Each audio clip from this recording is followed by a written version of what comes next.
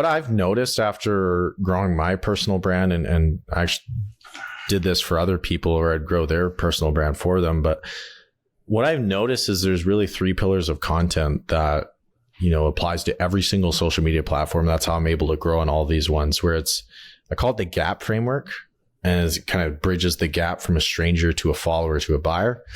And so the G in the gap framework stands for growth content. And this is content that touches on stuff that's top of mind for people. So think about back when ChatGPT was really popping off and really trending. Yeah. So if I'm a writing account, then I can make content that is around ChatGPT. So, here's how I get 8 hours of writing done with 4 hours using this ChatGPT framework. From a fitness account, I can talk about here's how to use ChatGPT to create a meal plan or a fitness plan. Right. And what that does is, since these are trending topics, they're getting searched a lot, and the algorithm wants to keep people on the platform. So it's going to give people what they want. So if you talk about those topics, but you tie it back to your brand, then it's gonna rank you better in the algorithm. People are gonna click on it more because it's top of mind. It's popular. Like same with Andrew Tate. Like you can make like popular figures. Like you could be a fitness account or a marketing account. Like if I'm a marketing account, here's Andrew Tate's marketing. Here's how he's like scaled to 2 million a month with here's his marketing plan. Fitness account. Here's Andrew Tate's diet and how you got shredded or something. So it's like just finding things that are top of mind. It could be events, it could be people, it could be just trends, like different stuff like that. And you can use Google Trends to look at it. So Google Trends, go there. Yeah. Tell me about like that. I've never really taken a deep dive on that.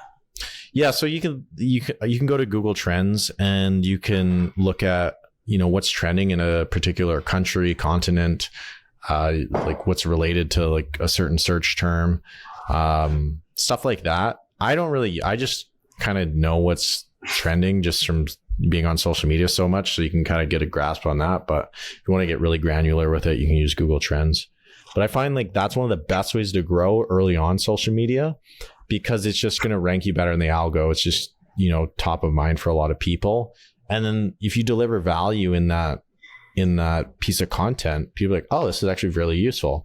Because, they're either going to have interest in what you're talking, like the trend, or they're going to have interest in, your niche, or both, ideally both. Yeah. So they come for the growth content or the trending thing, but they get so much value from the piece of content that they follow you, or then it grows your account.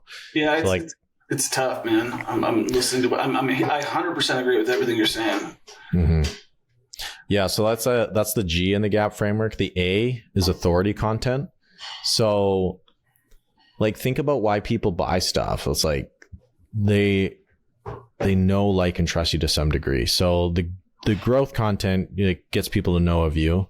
The authority content gets people to trust you. And this type of content is what shows your competence. So if I'm a fitness account or a fitness personal trainer, I'm going to create content around, here's how you make a meal plan. Here's the best exercises for chest. Here's the best, XYZ for Y. So you really want to create content that shows your competence. And this is going to come down to maybe case studies. Maybe it's going to come down to, your own personal story, how you went from pain point to desire, just different stuff like that. Anything that's really actionable and shows people how to get a specific result. That would be authority content. And then there's personal content, and personal content gets people to like you.